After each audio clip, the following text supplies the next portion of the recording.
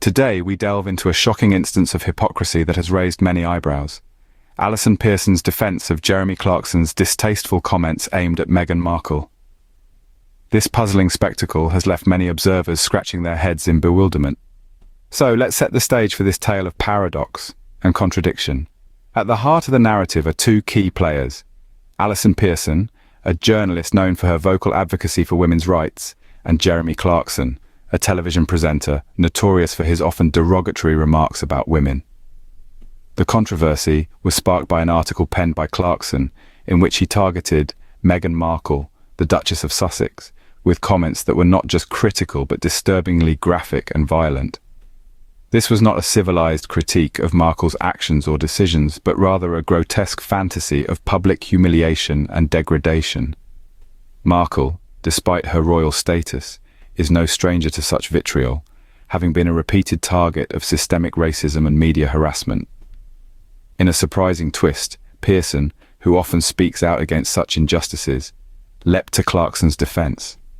This was not a mild endorsement or a lukewarm justification, but an enthusiastic and wholehearted support of Clarkson's alarming narrative. Pearson's defense is particularly unnerving given her previous rhetoric about the increasing dangers faced by women in the UK. The dichotomy is stark. On one hand, Pearson positions herself as a champion of women's rights, fighting against the rising tide of gendered violence and discrimination. On the other, she defends a man who has made a career out of making derogatory comments about women, and now has penned an article that goes far beyond mere criticism, instead indulging in a horrific fantasy of public humiliation aimed at a woman who has already been subjected to more than her fair share of public scrutiny and discrimination. It's a perplexing scenario: a self-proclaimed advocate for women's rights, defending a man known for his derogatory remarks about women. Join us as we delve deeper into this disturbing instance of cognitive dissonance in the coming scenes.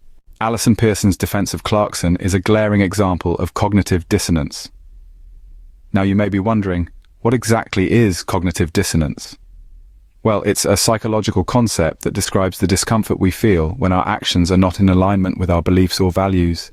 This unease often pushes us to change our behavior or beliefs to reduce the dissonance, to make our world feel a little more balanced again. In the case of Allison Pearson, we see a striking display of this psychological phenomenon. On one hand, Pearson positions herself as a champion for women's rights, vocalizing her concerns for the increasing dangers faced by women in the UK. This stance would lead us to expect that she would condemn any act or rhetoric that devalues or threatens women. But here's where the dissonance comes in. Despite her supposed advocacy, Pearson has openly defended Jeremy Clarkson's derogatory column against Meghan Markle. Rather than standing up against the graphic and violent nature of Clarkson's comments, Pearson chose to endorse them. This action starkly contrasts with her proclaimed support for women's rights, creating a glaring contradiction that is hard to ignore. Cognitive dissonance doesn't just apply to Pearson, it's a universal human experience. We all have moments where our actions don't align with our beliefs, but recognizing this dissonance is the first step towards resolving it. It's about acknowledging our contradictions and making conscious choices to bring our actions in line with our values. But in Pearson's case, the dissonance seems to be unresolved.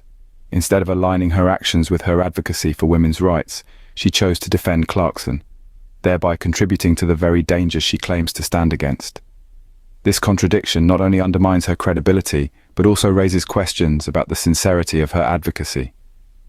Pearson's actions are a testament to the internal contradictions that can exist within a person's belief system. It's a stark reminder that we must constantly evaluate our actions against our beliefs, ensuring that they are in harmony rather than in discord. Pearson's defense of Clarkson not only undermines her credibility, but also betrays the cause of women's rights. In a world where women are continually striving for equality, respect, and freedom from discrimination, Pearson's actions send a chilling message. By defending Clarkson's derogatory comments, she is implicitly condoning such behavior, allowing a dangerous narrative to persist. This narrative, which normalizes the blatant disrespect and objectification of women, is a step back in our collective journey towards gender equality. Her defense of Clarkson's comments does more than just undermine her credibility. It undermines the very essence of the fight for women's rights. Pearson, who has previously positioned herself as a champion for women, has now become an ally to a man whose words embody the exact opposite.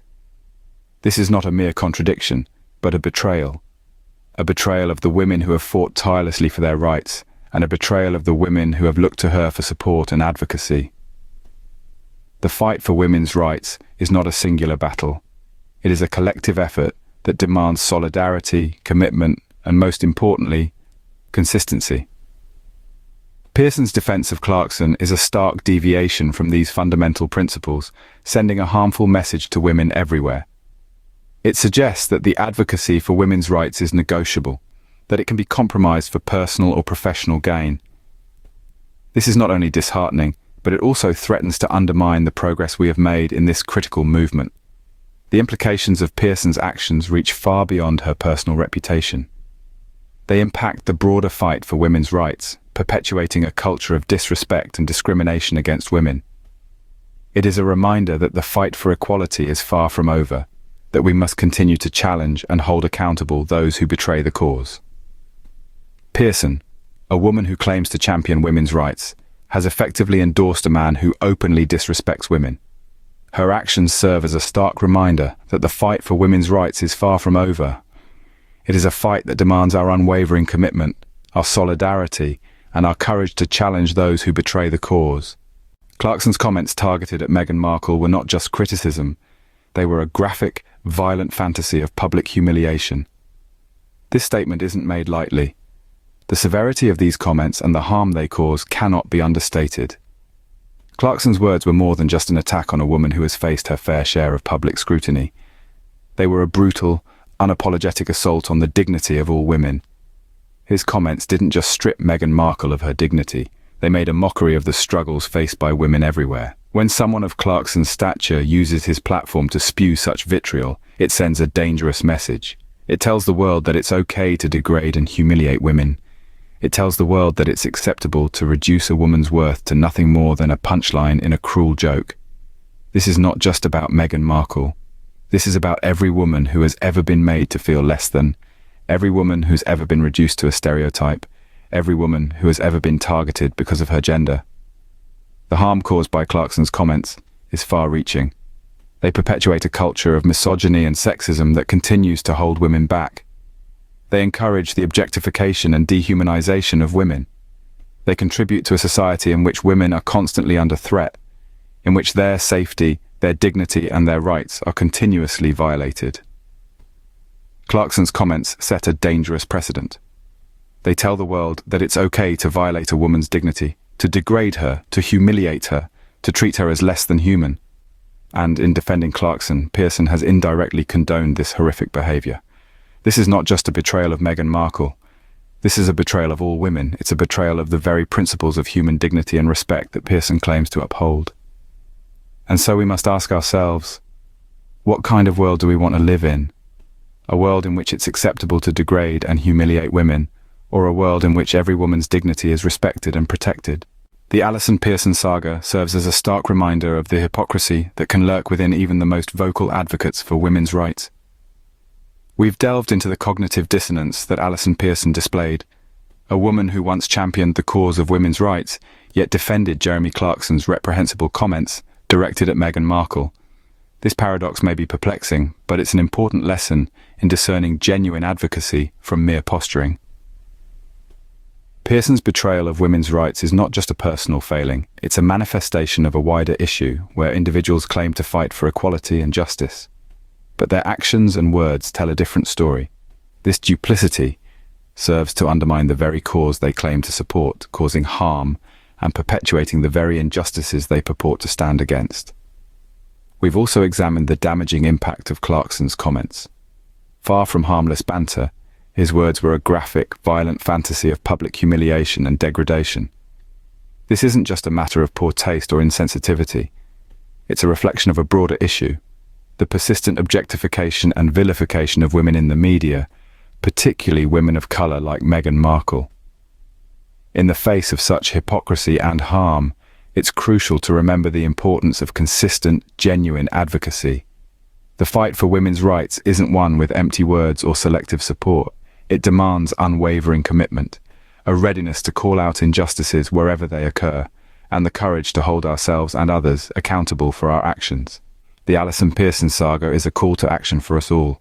Let's strive to be better advocates, to stay true to our principles, and to challenge hypocrisy and harm whenever we see it. Remember, the fight for women's rights requires consistent action, not just convenient rhetoric. Thank you for joining us today. Don't forget to subscribe, like, and share this video to spread the word.